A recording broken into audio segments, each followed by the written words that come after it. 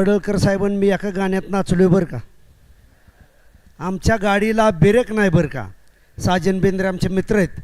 पंढरपूरला एक शूटिंग झालं आणि तेव्हा मला कळलं रामभाऊ हिरो आहे, पण खरा हिरो तिथं आम्हाला बघायला मिळाला. त्या हिरोचं नाव आहे गोपीचंद पडळकर. एकच छंद गोपीचंद सगळीकडे आपल्याला ऐकायला मिळालं. कसं छंदी माणूस असावं, जो माणूस समाजासाठी काहीतरी करेल आणि समाजासाठी एक महत्त्वपूर्ण काम करणारं व्यक्तिमत्व म्हणजे दौलत नाना शितोळे.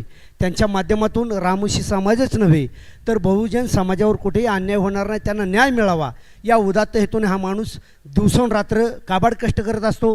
सर्वसामान्यांच्या कार्यक्रमाला उपस्थित राहून त्यांना पाठबळ देत असतो. मग अशा वेळेस असं वाटतं की कुणीतरी आमचा वाली आहे.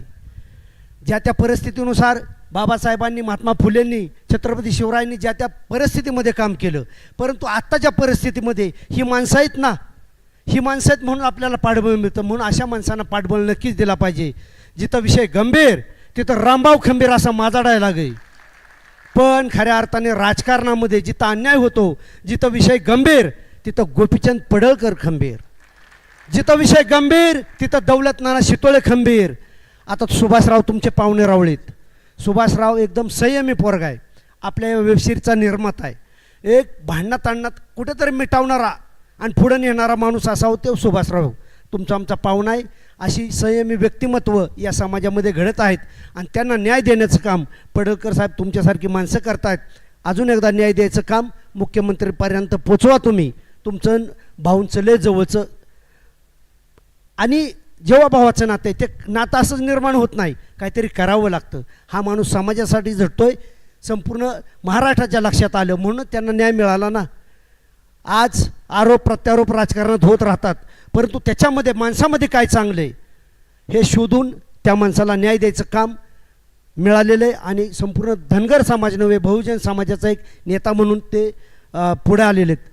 तुम्हाला पडळकर साहेब विनंती, क्रांतीनानांसाठी, दौलत नानांसाठी एक अशी क्रांती करा. जय मल्हार क्रांती सेनेच्या माध्यमातून एक चांगलं काम होतं आहे तर त्यांना डायरेक्ट तुम्हाला जशी संधी मिळाली तसंच आपला एक भाव पण तुमच्यासोबत असावा. विधान परिषदेवर या माणसासाठी बोलबाला झालाच पाहिजे. ते काम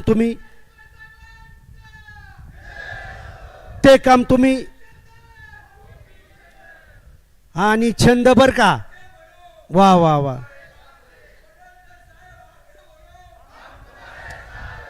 म्हणून बाबा तुमच्या माहितीसाठी सांगतो, पडळकर साहेब तुमच्या बी माहितीसाठी सांगतो आणि सगळ्या माता भगिनींना तुमच्या बी माहितीसाठी सांगतो. पण तुम्हाला नम्रपणे सांगतो, आज याकडे बाबाकडे 40 एकर जमीन होती. गावचा नाद पुरा करण्यासाठी त्यांनी 35 एकर विकली. त्यांचीच ही बी अवलाद आहे. राहिलेली 5 एकर फुकीन, एक एकाचा नादच पुरा करीन. असा जरी माझा डायलॉग असला, बाबांनो असणाऱ्या जमिनी टिकवा, त्या पिकवा, आपल्या माणसांना पाठबळ द्या, माणसं मोठी करा. आपण भाऊ आहे, आपल्या भावाला अजून एकदा पाठिंबा तुम्ही द्यायचा आहे आणि ते काम तुम्ही करावं. आमच्या सर्व कलाकारांचा अशा उमद्या नेतृत्वाला जाहीर पाठिंबा असं व्यक्त करतो. धन्यवाद. धन्यवाद. एकदा जोरदार टाळ्या झाल्या पाहिजेत.